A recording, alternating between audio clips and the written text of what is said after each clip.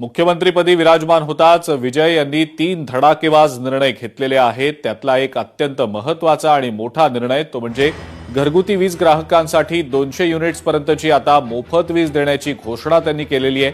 शिवाय महिला सुरक्षिततेसाठी एका विशेष दलाच्या निर्मितीला त्यांनी मंजुरी दिलेली आहे.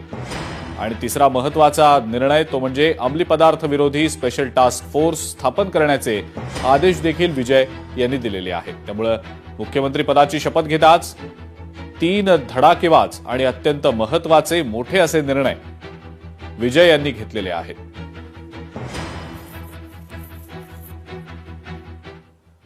एकोणतीस वर्षांच्या कीर्तना यांनी तामिळनाडूच्या मंत्रिमंडळामध्ये आता जागा मिळवलेली आहे. थलपती विजय यांच्यासोबत त्यांनी आज मंत्रिपदाची शपथ घेतलेली आहे. चेन्नईच्या नेहरू स्टेडियमवर विजय यांनी मुख्यमंत्रीपदाची शपथ घेतली आणि त्यांच्यासोबत इतर 9 आमदारांनी मंत्रिपदाची शपथ घेतलेली आहे. यामध्ये अवघ्या 29 वर्षीय कीर्तना यांनीही मंत्रिपदाची शपथ घेतली आहे.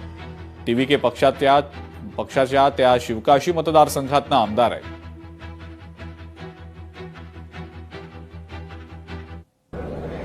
So, coming from such a middle class family, getting such an opportunity as a candidate and being and having a cabinet minister, is it easy in any of the state? No. It's just purely he sees the skill, he sees the talent, and we are here to make all the changes. This government will last long for 5 years? Of course, more than 15 years, 20 years, 35 years, 50 years. We are going to be a...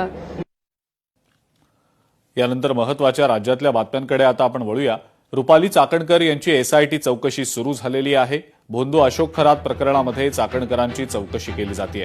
एसआयटीच्या प्रमुख तेजस्वी सातपुतेंकडनं ही चौकशी सध्या केली जात असल्याचं समजतंय. Rupali Chakankar SIT चौकशीसाठी पोहोचलेल्या आहेत आणि आज एसआयटीच्या टीमकडून एसआयटी प्रमुख सातपुते यांच्याकडून चाकणकरांची चौकशी सुरू करण्यात आलेली आहे. चौकशी दरम्यान संपूर्ण सहकार्य करणार असल्याचं रुपाली चाकणकर यांनी स्पष्ट देखील केलेलं होतं. अशोक खरात प्रकरणामध्ये जी एसआयटी नेमली गेलेली आहे त्या एसआयटीकडनं चाकणकरांची चौकशी होतीये.